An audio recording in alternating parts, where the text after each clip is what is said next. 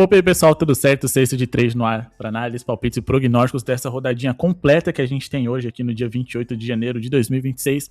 Rodadinha bem cheia da NBA e hoje a proposta vai ser diferente. A gente vai tentar se aprofundar o máximo que a gente pode dentro dessas partidas. Então o vídeo vai ser longo, a gente já vai adiantar para vocês os nossos recados, meta de 120 likes, para a gente entender que esses vídeos mais longos e completos valem a pena, claro. Se vocês tiverem ali a aprovação, a gente vai trazer um pouquinho mais cedo para dar tempo de vocês assistirem. Não se esqueçam de se inscrever no canal, o nosso grupo VIP tá na tela para vocês. R$20 para você ter acesso a essas análises completinhas todos os dias, com as melhores chips, palpites, melhores odds, melhores zebras, favoritos da noite, melhores jogos over, under, tudo isso e muito mais, além de guias, e-books e vídeos exclusivos que você só encontra no nosso grupo VIP, ou então, esses vídeos exclusivos se você for membro do canal, clicando no botão de Seja Membro, beleza? Então é isso, bora aqui para nossa análise bem aprofundada em relação às partidas, porque, como sempre, a gente se baseia em números e estatísticas, mas aqui no YouTube agora a gente vai tentar trazer essas análises ainda mais completas, porque a gente tá vendo que a galera tá aprendendo muito com o nosso conteúdo. Então, bora começar aqui com Cavs e Lakers. Aqui a gente tem um jogo com uma perspectiva um pouquinho mais de over do que de under, porque os dois times melhor atacam do que defendem. Os dois times estão entre os 10 com pior aproveitamento em defesa de perímetro em toda a NBA e a gente tem muito talento ofensivo disponível dos dois lados para ferirem uns aos outros. O problema é que para ferir essa bola de 3 dos Cavs eu gostaria que a eficiência dos Lakers na hora de arremessar fosse um pouquinho melhor, ou então que eles tivessem mais arremessadores no seu time, enquanto que o Cleveland geralmente tem ali no Donovan Mitchell, seu principal jogador, um cara que não costuma assim explodir em pontuação quando ele enfrenta o Los Angeles Lakers. Então, dentro desse cenário onde a gente acredita que o jogo deve ser over em relação a favoritismo, os Cavs, até pelo momento, eu acredito que sejam favoritos, são 4 vitórias seguidas, mas no fim das contas eu acredito muito mais no handicap positivo dos Lakers do que na vitória simples dos Cavs. Porém, a gente vai trabalhar aqui com jogador, a gente acha que é mais interessante e eu recomendo geralmente vocês trabalharem com aquele jogador que você acredita, né, na verdade, que vai vencer. Vamos falar primeiro a respeito do Luka Doncic.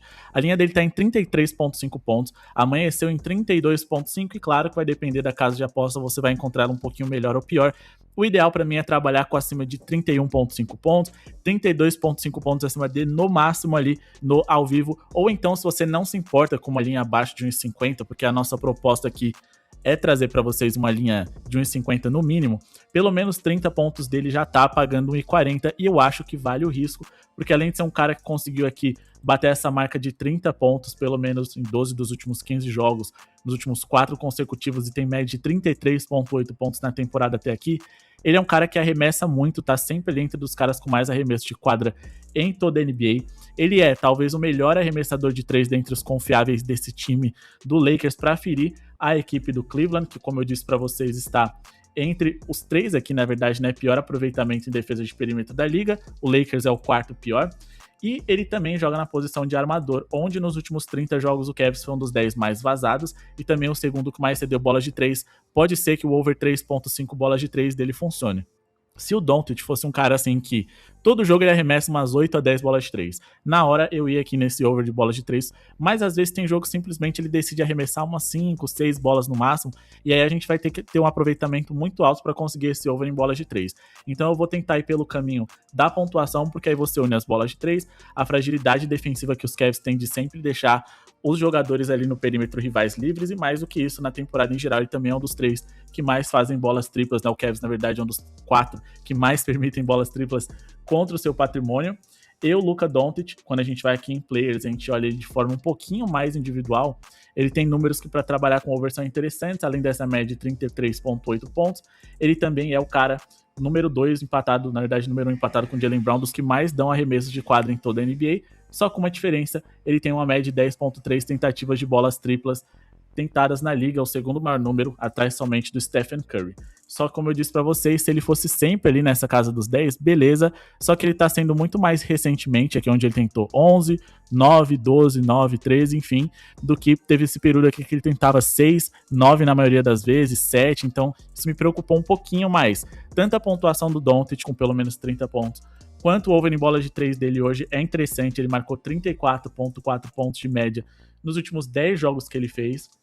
E quando a gente pega aqui os confrontos diretos contra o Cleveland Cavaliers, ele também se saiu bem nos últimos 10 jogos, 30,7 pontos de média, marcando 45 no último jogo, só que a gente precisa lembrar, nos tempos de Dallas, ele não tinha esse volume que ele tem hoje nos tempos de Lakers. Aqui, você pode ver, ele arremessou 21,6 bolas, arremesso de quadra, né, tentadas em média, e hoje ele tá arremessando ali na casa, como eu mostrei para vocês aqui, dos 22,5, às vezes estourando até mais do que isso, beleza? Então é muito mais uma questão de cenário. Darius Garland não joga hoje, os armadores dos Cavs são o principal ponto fraco defensivo deles, então ali no backcourt, que é a parte mais baixa da formação dos Lakers, pode ser que a gente tire algo interessante aqui ou que algum jogador surpreenda no território triplo, a exemplo do Marcus Smart, que pode surpreender hoje também. Do lado do Cleveland, eu gosto do over em bola de 3 do Sam Merrill. O Sam Merrill é um gatilhaço, é um baita arremessador de 3 com excelente aproveitamento, e agora ele vem sendo bom em outras coisas, o que vem justificando um pouquinho mais o tempo dele de quadra. 2,5 para mim é uma linha muito interessante. Como vocês viram, o Lakers é um dos 4 times com pior aproveitamento e defesa de perímetro, só que diferente dos Cavs, que nos últimos 3 jogos sofreram 31,3% das bolas tentadas, o Lakers nos últimos 3 jogos eles seguem sendo muito ruim defendendo no perímetro, e fora de casa eles são ainda piores, beleza? Os times usam e abusam da bola de 3, porque se essa bola estiver caindo, o Lakers não tem como igualar, já que eles têm um aproveitamento ruim no território triplo. Mas o Sam Merrill, ele superou essa marca em 6 dos últimos 7 jogos, em 10 dos últimos 15. Faz um tempo aqui que ele não fica 2 jogos seguidos, né, com menos de 3 bolas triplas convertidas. Na verdade, nessa temporada ainda nem aconteceu. Então, geralmente aqui, quando ele fica um jogo sem superar aqui, sem ser um over, no outro ele já vem e já arrebenta, né? Ele vai de 1 para 4, 5, 6, 5. Enfim, geralmente ele não fica 2 jogos seguidos em abaixo de no território triplo. São 46% de aproveitamento, isso aqui é bizarro, tá? Para quem arremessa de 3. E ele também tá aqui jogando em torno dos seus 20 a 30 minutos na maioria dos jogos. Aqui ele só jogou 9, porque o Cavs já tava indo muito bem, né? Quando ele não tava em quadra, então nem fazia tanto sentido ele ter tempo de quadra, ele até arremessou pouco. 8 dos últimos 10 jogadores comparáveis a ele com características e posição semelhante que enfrentaram o Lakers foram over em bola de 3, só que geralmente nessa formação ali dos Lakers, ele entra do Cleveland, ele entra muito mais como um ala, posição essa na qual o Lakers é um dos 10 times que mais permitem bolas de 3 convertidas contra o seu patrimônio em toda a NBA, e se a gente for pegar os últimos 30 jogos, o quarto time que mais cede bolas de 3 para jogadores da posição do Sam Merrill, então acredito que ele tem um cenário hoje muito bom para converter essas bolas triplas. Beleza, principalmente porque o Lakers vai estar muito mais de olho ali no Donovan Mitchell, no Mobley, no Jarrett Allen tentando dominar o garrafão, do que necessariamente nesses jogadores que são coadjuvantes, que por mais que tenham um aproveitamento alto, né, não arremessam em tanto volume, você não precisa de nenhuma marcação especial para parar o Sam Merrill, por exemplo. No confronto entre Pacers e Bulls, a gente também acredita em um jogo muito mais bem pontuado, porque os dois times defendem mal e não atacam tão bem assim, tá? Mas essa defesa ruim deles, aliada ao ritmo alto que o Bulls implementa nos seus jogos, deve gerar muitas posses de bola por minuto. Só que apesar de todos os detalhes que a gente tem dessas duas franquias indicando um over, são times que volta e meia fazem jogos mal pontuados, e 125 pontos eu considero um jogo, 225, eu considero um jogo mal pontuado pro padrão dessas duas equipes. Então a gente tá acreditando em um over muito mais por aquilo que o Bulls é e foi na última temporada, do que aquilo que o Indiana pode ser e pode produzir contra esse time. Mais recentemente, como eu disse para vocês, os times fizeram jogos até que bem pontuados, um ou outro ali vai ser de pontuação bem baixa, mas o que mais me preocupa é que acontece algo bizarro quando essas duas equipes se enfrentam e que esse over acaba não encaixando. Então, eu vou tentar trabalhar com outra coisa aqui, acreditar em um over de um jogador que eu acho que tá com a linha assim muito baixa para hoje. Acho que é uma oportunidade muito interessante, tá? Porque geralmente esses jogadores estão voltando de lesão, mesmo no segundo jogo pós-lesão dele, terceiro, o mercado continua insistindo em uma linha bem baixa e eu acho que tá dando para tirar proveito disso. Eu espero pelo menos 15 pontos aqui do Benedict Mathurin, tá? Geralmente as linhas dele tá ali em torno de 20, hoje tá em 15, já dá para pegar um odd de 1,58. Eu acho excelente, tá? Para vocês verem aqui, a média de pontuação de linha, né, que o mercado estabeleceu para ele na temporada foi 19,7 pontos. Ele teve 17,7 de média e ele já voltou de lesão no jogo contra o Atlanta Hawks, onde ele jogou 24 minutos e marcou 16 pontos. Eu considero isso já bem interessante. Se a gente for baixar a linha dele aqui para 15, que é o que a gente busca para hoje, ele superou em 9 dos últimos 15 jogos, e ofensivamente ele é o melhor talento a ser desenvolvido dentro desse elenco disponível do Indiana.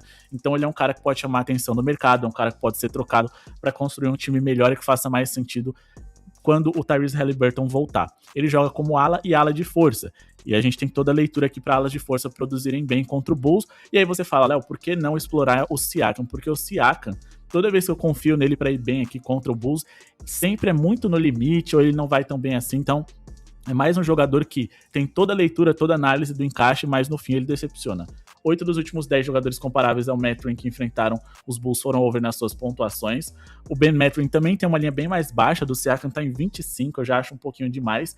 E ele completou aqui para 28 pontos nesse confronto contra os Bulls, que foi indicação nossa sobre essa mesma leitura. A gente queria muito indicar o Siakam, inclusive o Siakam a gente indicou aqui, ó, nesse jogo não bateu, se eu não me engano. E aí no outro a gente falou, cara, vamos ter que ir no Mathurin porque ele tava bem e tem um encaixe legal também. Por que a gente tá falando disso? Porque a defesa do Chicago Bulls é uma defesa que constantemente está ali entre as 10 piores a cada 100 posses de bola. E além de não ser uma defesa tão boa, nesse momento a 24ª da liga, ou seja, a 7ª pior, é um time que joga num pace alto, o 5º mais rápido da liga. Então são muitas posses de bola por minuto e que eles não conseguem defender essas muitas posses de bola porque eles gastam pouco relógio e defendem mal. O Indiana Pacers, eles se tornaram aqui o 9º time mais rápido da NBA na temporada, então são dois times que, como eu disse pra vocês, não defendem bem, 2 das 10 piores defesas, jogam rápido e mesmo assim esse over acaba não acontecendo. Quais são as melhores estratégias para você apostar contra o Indiana Pacers? Ficar de olho em um bom pontuador que tenha altura e que ataque bastante a cesta. Você tem o Coby White, mas ele não tem tanta altura assim, então eu acabo desistindo. Você tem o Josh Giddey, que tem altura, ele faz um movimento de fora para dentro que o Indiana não gosta de defender, tem dificuldades, né? Mas o Josh Giddey tem jogo ali que ele quase não arremessa, então fica muito complicado. O único cara que eu acho que é um pouco mais previsível dentro da leitura aqui é o Mathurin com seus 15 pontos. Porque a gente tá falando aqui de um Chicago Bulls que é o time mais vazado para alas de força na NBA nos últimos 30 jogos, e na temporada eles também são o time número 1 que mais sofre pontos para jogadores dessa posição. O Chicago Bulls também é um dos 10 times que mais sofrem pontos na zona pintada na NBA, então é muito fácil você pontuar em um setor onde o aproveitamento dos arremessos geralmente é mais alto, de 50% ali para cima, diferente de um time que sofre muito por fora, onde você vai arremessar de 3 e a cada 3 tentativas uma bola vai encaixar, que é um aproveitamento bem menor do que a cada 3 você converter 1.5 mais ou menos para 2. Então, gosto aqui desse over do Ben Mathurin, ele pode brilhar hoje contra um adversário favorável e a linha dele, repito, tá baixa. A menor linha, né, que ele teve na temporada até aqui foi de 12.5 no último jogo. Tirando isso, tava tudo ali em 16, 17, mas, cara, ele vai ter volume, vai ter pelo menos uns 10 arremessos se ele esquentar desde o começo da partida, ele vai ter sequência e vai ter mais incentivo para arremessar, como nesse jogo aqui com 16 arremessos de quadra, 9 convertidos, 4 de 4, bolas feitas aqui no lances livres, e ele também tem a bola de 3, tá? Ele fez 6 de 11 tentadas, pode ser que ele aumente um pouquinho mais essa tentativa de bola de 3 hoje contra o Bulls, que também não é um primor ali na hora de defender o perímetro, não, muito pelo contrário, eles são o 7º com pior aproveitamento e defesa de território triplo na NBA, e vem de um jogo onde eles sofreram 48,5% das bolas de 3 tentadas contra o seu patrimônio. Então, vamos de 15 pontos do Ben Mathurin e vamos ali para a próxima partida agora. Vamos falar de Celtics e Hawks, uma coisa que a gente vem gostando muito de explorar contra o Boston Celtics é o over em assistências de armadores. Eu já falei para vocês, o Boston é um bom time, uma boa defesa, mas eles têm somente um ponto fraco, pelo menos nessa nossa leitura de apostador, que é justamente impedir que os armadores rivais deem assistências, né?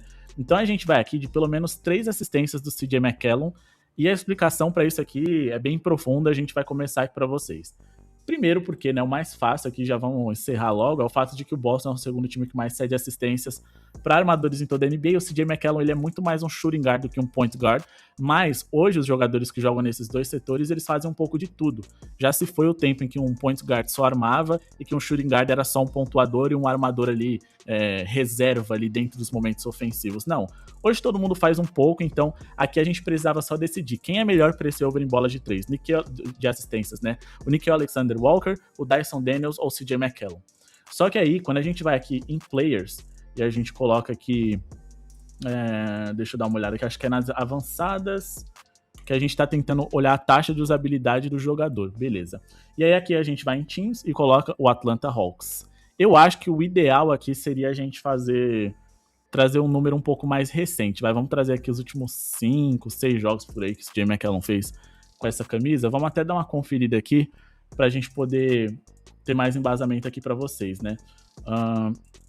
Enfim, já fez alguns jogos aqui com a camisa do Atlanta Hawks. E aí aqui a gente tem o seguinte número. Quando o Trae Young saiu do time, muito se acreditava que o CJ McCollum talvez fosse trocado no fim da temporada e que a chave do time fosse dada para o Jalen Johnson.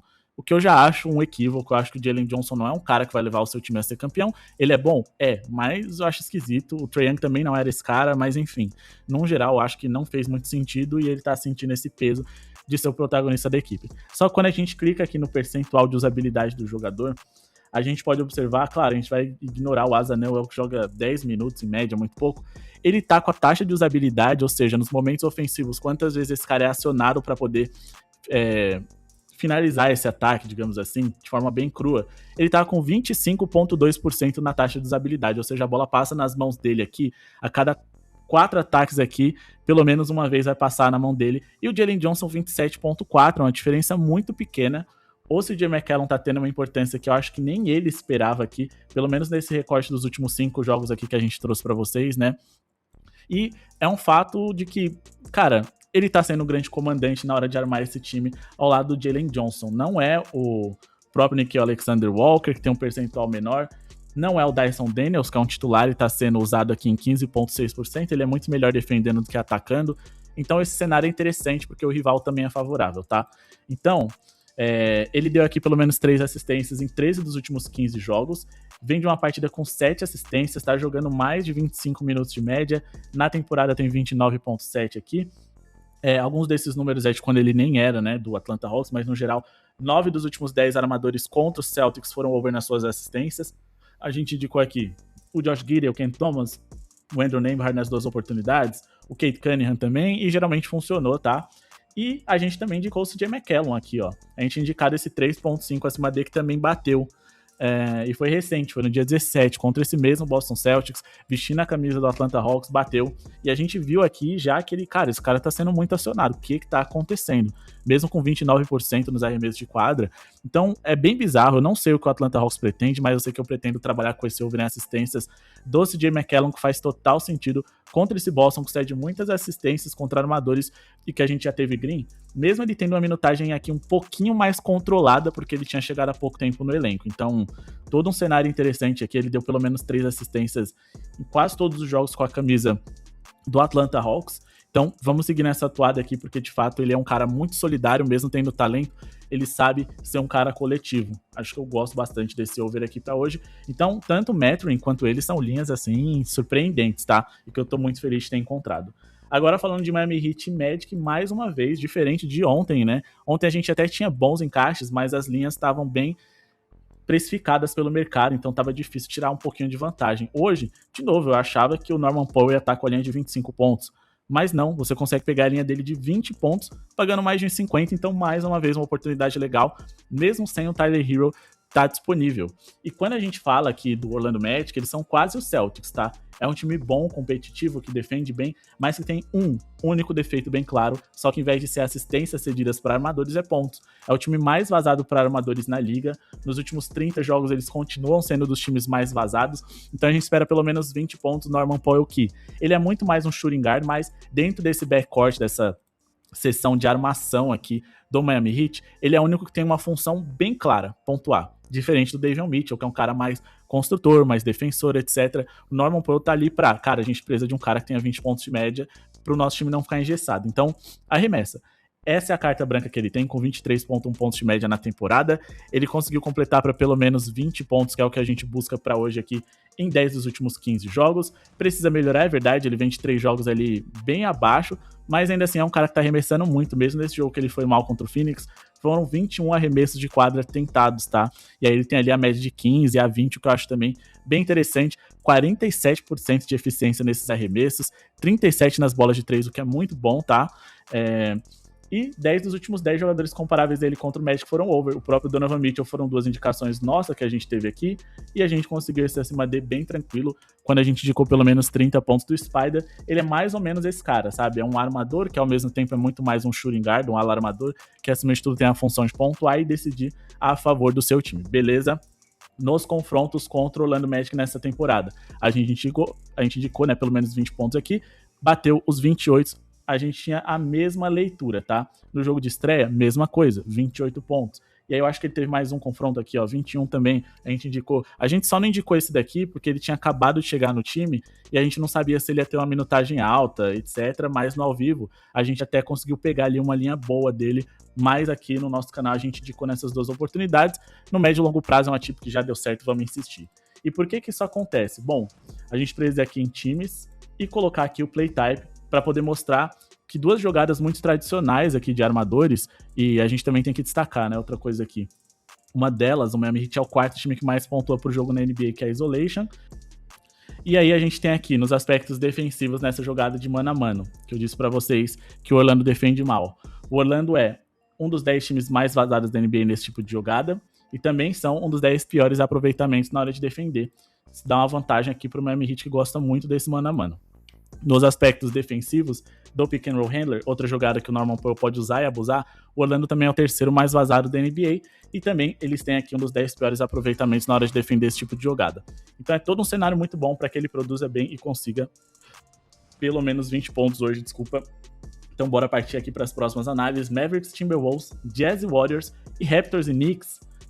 Na verdade, Raptors e Knicks, Grizzlies e Hornets e Rockets e Spurs vai ser exclusivo lá no nosso grupo VIP, então chame no WhatsApp, garanta sua vaga, aproveitem, mas bora falar aqui a respeito de Mavericks e Timberwolves. Mas, pessoal, vocês já deixaram o like, isso é muito importante, vai ajudar muito o nosso projeto a seguir acontecendo, então clica no botão de joinha porque ajuda demais pra gente continuar trazendo vídeos pra vocês, incentivando a gente a trazer vídeos cada vez mais completos, mais longos, até pra galera aí não se cansar tanto de ver os vídeos, mas eu acho importante trazer tudo isso de informação.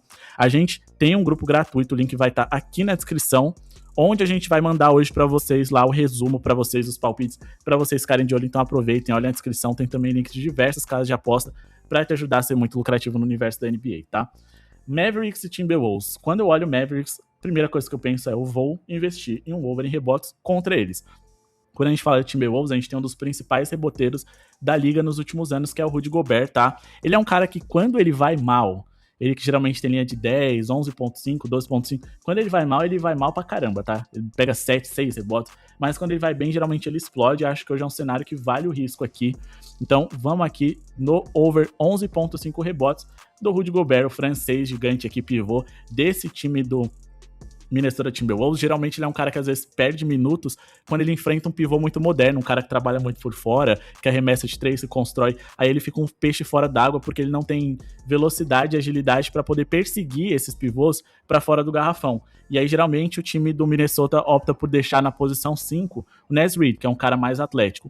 Mas hoje contra esse time aqui, limitadíssimo no garrafão, do Dallas Mavericks, no caso do Dwight Powell, às vezes ali é o Daniel Gafford, o Derek Lively, que são caras que não são tão dinâmicos assim. O Rudy Gobert vai ter minutos de quadra porque ele vai ter que brigar no garrafão sempre com esses jogadores mais duros, digamos assim. A gente tá falando aqui de um Dallas Mavericks que, para a posição do Rudy Gobert, eles são, nesse momento, o terceiro que mais cede rebotes na NBA nos últimos 30 jogos. Na temporada, são o quarto time que mais cede rebotes para pivôs em toda a liga. Quando a gente pega aqui em relação ao aproveitamento deles em rebotes, eles também são bem ruins, tá? O Dallas Mavericks, geralmente eles estavam ali entre os piores, hoje melhoraram um pouco, mas ainda assim estão perto dos 10 piores. O rebote ofensivo deles é o quarto pior da liga, então o Gobert vai conseguir pegar esses rebotes em pares. Porque o Dallas ataca bastante, tá? Eles são o quarto pior em eficiência ofensiva da NBA, mas eles têm um bom ritmo, o quarto maior, então eles atacam bastante, erram bastante, muitas bolas sobram, e com isso o Rudy Gobert pode conseguir sim esse over em rebotes. Eu diria que para quase todas as posições, se você falar assim lá nos comentários, Léo, rebotes do Anthony Edwards, vale a pena? Eu diria que sim. Rebotes do Julius Randle, vale a pena também? Eu também diria que sim. No fim das contas, eu só escolhi aquele que eu acho mais adequado. O mercado lê ele com 13.4 rebotes para hoje, né, de acordo com as estatísticas. São 11.3 de média na temporada, mas recentemente ele teve jogos de 17, 13, 14, 12, 13, 16. Eu acho que ele vive o melhor momento dele em rebotes dentro dessa temporada, já que no começo ele fazia jogos de 6, 7, 5, 6, 9, enfim, hoje ele tá conseguindo voltar a ser dominante dentro desse garrafão em busca dos rebotes, beleza? Ah, e outra coisa importante da gente destacar, o último jogo dele contra o Dallas Mavericks, ele foi under. 2 vezes seguidas isso acontecer, ainda mais agora que ele vive um bom momento, eu acho difícil. 6 dos últimos 7 jogadores comparáveis ali com características semelhantes que enfrentaram os Mavs foram over nos rebotes. O Nurkic está com 0 porque ele não jogou, não sei porque computou aqui, mas se você pegar Day'Ron Sharpe, Vucevic, Reynaud, o Towns, o Harford e também o DeAndre Ayton, nenhum deles é um reboteiro nato, assim, são reboteiros ok, tá? Então, Hoje ele pode fazer muito mais contra esse adversário tão favorável. E bora finalizar aqui a nossa análise com Warriors e Jazz. Eu sempre falo que o Jazz é um dos times mais lucrativos que a gente tem na NBA pra gente trabalhar contra. E, acima de tudo, é um time que sofre muito no perímetro. Então, se você tem um time que é o time que mais cede bolas de 3 por jogo para armadores na liga, eles são também o segundo pior aproveitamento em defesa de perímetro na liga. E nos últimos 3 jogos, eles foram ainda piores defendendo esse setor. Qual a chance da gente olhar o Stephen Curry e falar, não, você não é uma opção? Muito pelo contrário, eu espero mais de 4.5 bolas de 3 para ele hoje. Trabalhar com 3.5 bolas de 3 ou mais, assim, é loucura, mas o Stephen Curry faz valer todo esse risco, tá? O único jogador, assim, tirando o Damian Lillard, que eu acredito para trabalhar com 3.5, 4.5 acima dele, é ali o Stephen Curry e às vezes o Anthony Edwards, dependendo do cenário, mas aqui contra o Jazz a gente já foi bem lucrativo. Então, esse acima dele vale a pena, mas vai valer ainda mais à medida em que a linha dele vai descendo ao vivo. E eu acho que vai dar para pegar no final do primeiro quarto uma acima de 3.5 bolas de 3 dele, porque o Curry é um cara que costuma converter ali mais no terceiro e último quarto, principalmente no terceiro quarto, onde o Golden State Warriors é reconhecido por ser o terceiro quarto da morte, ali onde eles simplesmente destroem seus adversários, muito disso porque o Stephen Curry esquenta e eles desenham jogadas para ele arremessar bem do território triplo. Mas, de toda forma, são 4.5 bolas de 3 de média na temporada, tá? É um cara que tem 37% de aproveitamento, mas arremessa demais. Recentemente, tá difícil ele passar aqui os 10 arremessos de 3, mas é porque o aproveitamento dele estava ruim, isso desmotivou ele um pouquinho, mas hoje contra o Jazz é a hora para ele fazer isso acontecer. Tanto que no último jogo em que a gente indicou, ele converteu 6 e ele tentou 17 arremessos, foram 6 bolas convertidas, tá? E um cenário excelente aqui para ele, muito bem. Nesse jogo a gente também indicou o over, também bateu, foram 6 convertidas de 12, aí o aproveitamento dele estava um pouquinho melhor, mas enfim. 9 dos últimos 10 que enfrentaram o Jazz foram over nessas bolas de 3. O Anthony Edwards foi indicação nossa aqui também. O Klay Thompson nesses 2 jogos também arrebentou. Então, assim, a gente tem que manter essa pegada para poder trabalhar junto do previsível. O Utah Jazz é um time que joga num ritmo muito alto, então eles cedem muitas posses de bola por minuto, defendem mal, mas quando eles querem defender sério, eles até são competentes, assim, tá? Eles escolhem jogo, talvez eles escolham esse jogo de hoje, mas no território triplo, de fato, é um problema que eles têm, falta qualidade e experiência ali nos seus armadores para fazer essas perseguições do Curry, que certamente ele vai ficar livre em muitos momentos e arremessar de 3 contra 3, que, repito, é o time que mais cede bolas de 3 para armadores na liga e o segundo mais vazado para essa posição. Olho nas bolas triplas do Chef Curry, beleza? Bom, pessoal, esse é o vídeo de hoje, espero que tenham gostado. Não esqueçam de se inscrever no canal, deixar o like para ajudar o projeto a seguir acontecendo. Tem muitos outros palpites interessantes que a gente vai trazer para vocês lá no nosso grupo VIP, então aproveitem essa oportunidade, apenas R$20 ou 30. A renovação é opcional, na verdade, né? E você pode aproveitar só esses primeiros momentos para aprender. Nem vai precisar ficar com a gente por muito tempo, acho que 2 meses é o suficiente para você adquirir a nossa forma de ler os jogos, os nossos guias. A gente tem um guia de bolso que mostra para vocês os principais pontos fracos da franquia. Você só vai abrir o guia ali, é em PDF, e você na hora vai falar, beleza, contra esse time eu tenho que fazer isso e contra aquele time eu tenho que fazer aquilo. É muito fácil e você certamente vai melhorar em muito seus resultados. Só o que vocês vão garantir ali desse tipo de material, assim que vocês entrarem, já vai valer muito a pena a estadia no nosso grupo VIP. Fechado? Ajuda também a projeto a seguir acontecendo com esse pequeno valor, e até por isso a gente trouxe um valor bem simbólico, porque a gente quer que vocês sejam apostadores de alto nível, não caiam em papinho de outros criadores de conteúdo ali que prometem vocês ficarem ricos. Não, apenas se tornem apostadores conscientes através das melhores ferramentas, sites, dados e estatísticas para você ser um excelente apostador. Muito obrigado pela audiência de todos, espero que tenham gostado desse vídeo um pouquinho mais longo e falou!